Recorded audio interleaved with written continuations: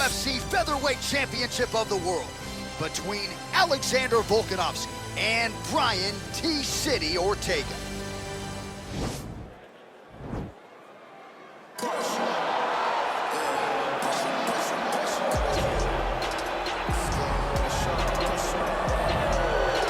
Well, Brian T-City Ortega was 14-0 with a no contest when he ran into Max Holloway in his first UFC championship opportunity. That night didn't go his way, but a lot of people think he has all the skills and all the makeup to eventually get that belt around his waist. You don't lose, you get an opportunity to get better, and that's what Brian Ortega has to do after he lost that fight to Max Holloway.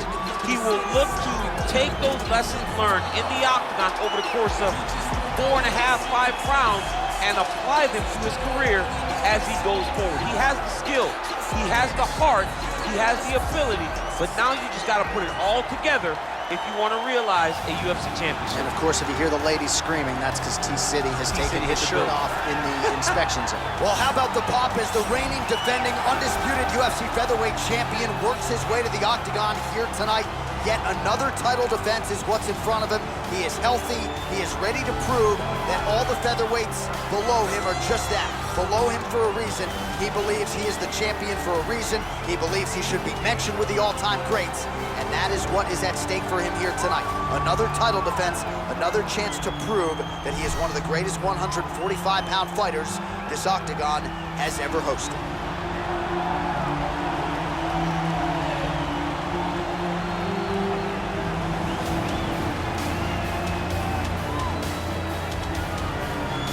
Our tale of the tape for this, our main event of the evening.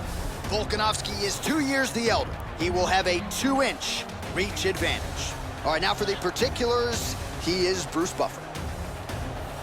Ladies and gentlemen, this is the main event of the evening. And when the action begins, our referee in charge of the octagon, Dan Mergliata. And now, this is the moment UFC fans around the world have been waiting for. Live from the sold-out United Center in Chicago, Illinois. It's time! 5 rounds for the undisputed UFC Featherweight Championship of the World. Introducing first, fighting out of the blue corner. This man is a mixed martial artist, holding a professional record of 15 wins, 1 loss, and 1 no contest. He stands 5 feet 8 inches tall, weighing in at 145 pounds. Fighting out of Los Angeles, California, presenting the challenger, Brian T-City Ortega. And now introducing the champion, fighting out of the red corner. This man is a mixed martial artist, holding a professional record of 22 wins, 1 loss. He stands 5 feet 6 inches tall, weighing in at 145 pounds. Presenting the reigning, defending, undisputed UFC featherweight champion of the world, Alexander the Great Volkanovski.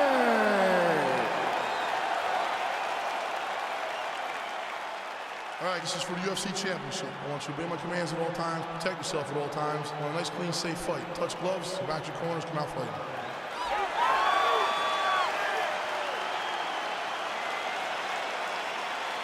You ready? Okay, you ready?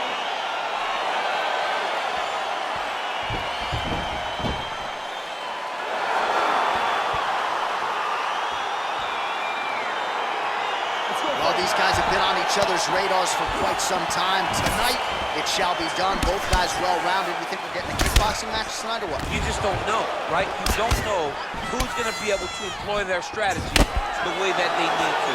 This is a close fight on paper, and also in every performance we have seen them put on. These guys seem to be the mirror image of each other. Well, he's doing a nice job here blocking these shots. The chin is tucked, the hands are high. Pretty good job defensively thus far. Great job defensively. He's seeing everything coming. Big punch lands over the top. How's follow this one. Oh, he lands the Superman punch. Single collar tie now. All right, Muay Thai clinch. A lot of elbows and knees could be. Oh, John, that was so nice. What a beautiful takedown. Side control now, DC. A lot of options at his disposal from here. All right, he's very comfortable fighting off his back, DC. Now looks like he's trying to hip escape. Yeah, he's trying to hip escape or maybe look for a Kimura here. Now he's chasing the triangle. And this could be trouble here. Looks like it's pretty tight. He's trying to work his head out of harm's way. It might be over. Oh, nice. Now he falls back into the finishing position.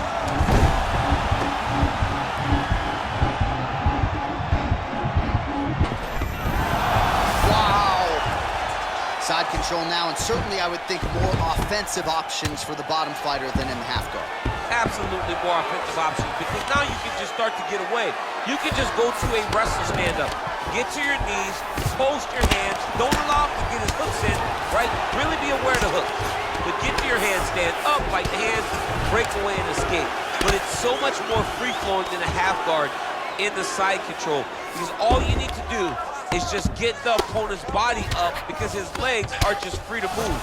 His legs are not controlling anything. Oh, you gotta watch him attacking submissions. He throws the legs up to try to get a triangle choke here. Oh! Now he falls back into the finishing position.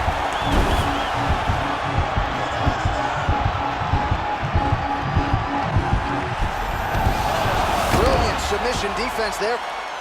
All right, right into side control here, DC. Biggest difference between half guard and side control? Well, side control to me feels like a little bit less control, because now my legs aren't really doing anything anymore. Now I'm controlling you with my upper body. So I've got to be very, very aware. It's still advantageous, but it just seems a little more free-flowing than having something like a half guard. Crazy accuracy and efficiency with these ground and pound strikes here, and if you're the opponent, you got to intelligently defend or the referee's going to stop. But you can see him now starting to gain posture, and the intensity at which he's throwing these ground strikes is starting to improve. It's starting to elevate, because he knows that he can get the finish. All right, let's check out some of the action now from that previous round, and he really kept finding a home for those kicks. Yeah, and why would you change it? If your opponent is not going to check, if he's going to stand there and he's not on his toes and he's stationary, you keep driving those kicks into his thighs, into his body, until he makes some sort of adjustment. All right, here we go now, champ. Round two. Alexander Volkanovski versus Brian Ortega. Oh, massive head kick there. We'll see if he can finish. Oh, straight right. Good punch land. Just out of range with that left hook.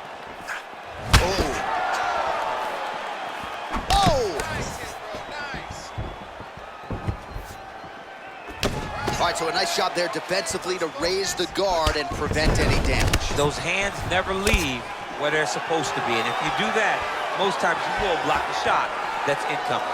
37 total strikes have landed for Alexander Volkanovski. And still on the right side of 50%, but land rate 51%. Oh, that's a seminal blow right there, DC. He's rocked. That was a beautiful hook. It landed perfectly, and it hurt his opponent very bad. All right, so he's landed some good shots tonight, but this is not a combo meal, right? No three-piece, no soda. It's one and done more often than not. John, don't you come to me without a combo. I want the whole platter. Give him the whole platter, young man. Put some punch. Yeah, he's hurt really bad. He's got him hurt here.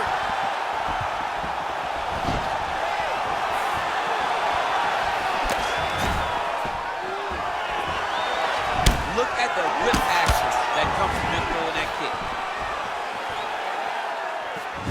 It's such a fast leg kick. Vicious combo there. Oh!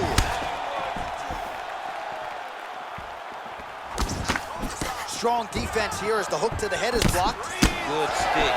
Both fighters exchange in the pocket here. Mixes it up nicely in terms of staying heavy and also staying active. Try to establish that jab. If your opponent has you in the clinch, pulling down on your head, landing punch after punch, you have got to clear that collar tie, reach back inside, and try to find space.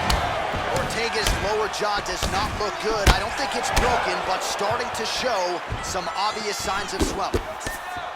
Oh, he lands another strike to the body, really starting to connect on a lot of shots to the midsection, and these will take their toll as this fight goes into the latter rounds.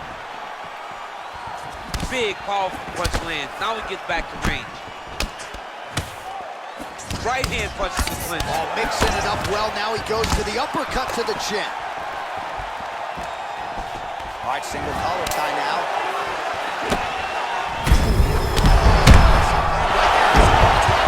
He's hurt bad. This dude needs to grab. He needs to wrestle. He has to do something. He cannot take another shot like that. He's going to start trying to move to a submission here. It looks like. Oh, and there's the horn at the end of the round. How about this fight, folks? You see, he was nearly caught in a submission there right at the end of the round. Saved by the bell. So back to the stool. Mentally probably not in a great place here. We'll see if he can recover and get himself back into this fight. All right, so there's the end of the round. Few things in MMA more devastating than a head kick, and nearly produced a knockout for him there. We talked to him earlier in the week, and he talked about chances to take the kicks high. He got a chance. He took it. He landed that kick and almost got the fight finished. Let's see if he can go and do that again.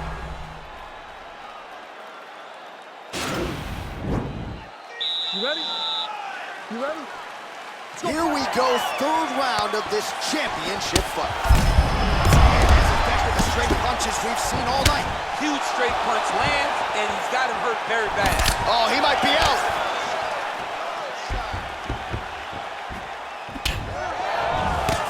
Nice. Oh, big left. Spinning back fist is there. And a nice job at least staying upright on that. Hey, finally gets the takedown. It wasn't for any lack of effort, but finally. Oh, and he's attacking choke now.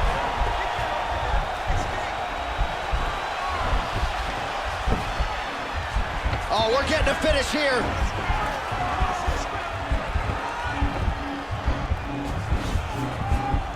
Oh, he might have got him with a choke. Wow. Oh, this is where you don't want to be, though. All right, so he's got the body locked down here, DC, or so it appears. This is not a guy you want anywhere near your back. All right, well, both fighters pretty comfortable on the ground, DC, but you got to be very careful hanging out here for too long if you're his opponent. Well, you got to stay busy on the bottom. He's doing it here. Nice punch. Well, as usual, suffocating work from the top here by T-City, Brian Ortega.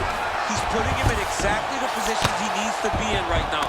He's able to relax here, and he understands, being a veteran of so many fights, that as long as he's on top, he's winning. He feels like he's winning here.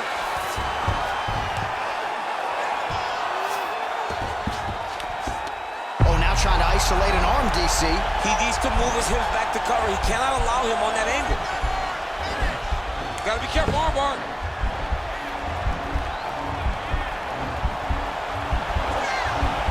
Continuing to try to manipulate the head here. Now he falls back into the finishing position.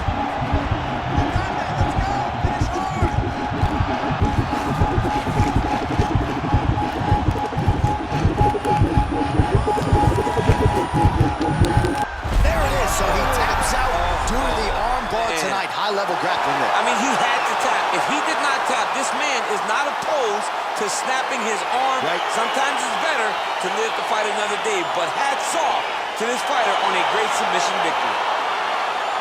All right, so a wild round and a wild sequence there on the ground. DC, talk us through the highlight. He's such a phenomenal grappler. I don't understand how people don't know that this guy wants to submit you. He is the best grappler, best submission specialist we've seen in a long time.